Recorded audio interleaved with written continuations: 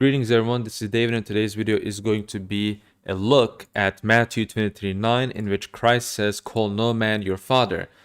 Speaking for myself and for many people who first read this verse when they were new to Christianity, they're most definitely probably confused by this because, well, we call priests fathers, but here Christ tells us that we should call no man our father. So how does that make sense? What does this mean? Usually the response is 1 Corinthians 4:15, in which St. Paul says that we have many fathers, one of them being St. Paul himself, but it still doesn't really explain the point of Christ saying, "Call no man your father." Now, I believe St. Jerome, in his commentary on Matthew, does a very good job at explaining the logic behind it, which is going to be crucial for this video. He says, "It is one thing to be a father or a teacher by nature, another to be so by generosity. For when we call a man father and reserve the honor of his age, we may thereby be failing to honor the author of our own lives. One is rightly called the teacher only from his association with the true teacher." And in other words, he explains in a much more clear manner, the fact that we have one God and one Son of God, true nature, does not prevent others from being understood as sons of God by adoption. So these titles, such as Father, that is naturally proper to God alone, is given to man by adoption, right?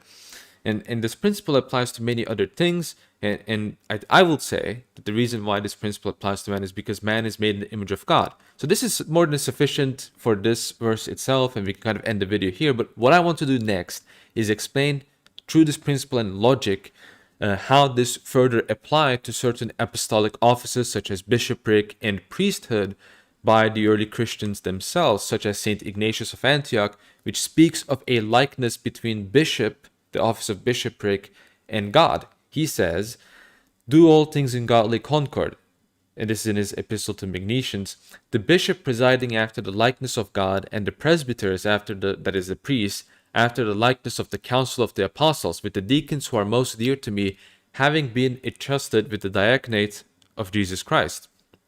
Saint Clement has also very important statements concerning this. He, speaking of the apostles, "Preaching everywhere in country and town, they appointed their first fruits, when they had approved them by the Spirit, to be bishops and deacons unto them that should believe. And this they did in no new fashion, for indeed it had been written concerning bishops and deacons from very ancient times." Those offices existing still today in many cities, such as Thessalonica and such, from the biblical age to today's age. "For thus says the scripture in a certain place, I will appoint their bishops in righteousness and their deacons in faith." So we can kind of explain St. Clement's ecclesiology and the Trinitarian base of it to explain apostolic succession as thus: God, who is the bishop of creation, sends Christ, who takes on human nature and becomes high priest, on a mission to redeem all of mankind.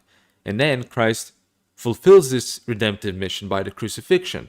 However, it just doesn't end there. It continues, and it continues through the apostles until the end of time. So the apostles are given, with God-given power, the responsibility to continue this mission of Christ till the end of time. And this is what the church is. They're really just continuing this apostolic mission that was given from Christ until the end of time. And so to do so, they appoint clergy, they appoint bishops, they appoint priests, they appoint deacons.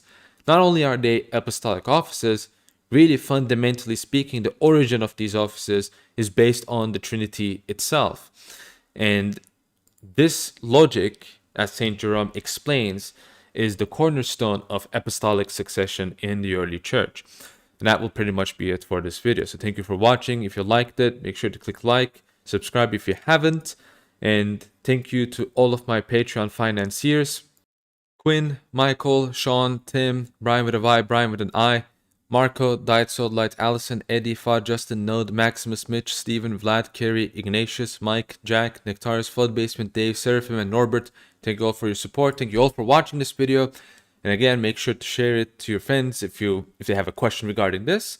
And I will see all of you in the next video. Thank you for watching. May God be with you all. Goodbye.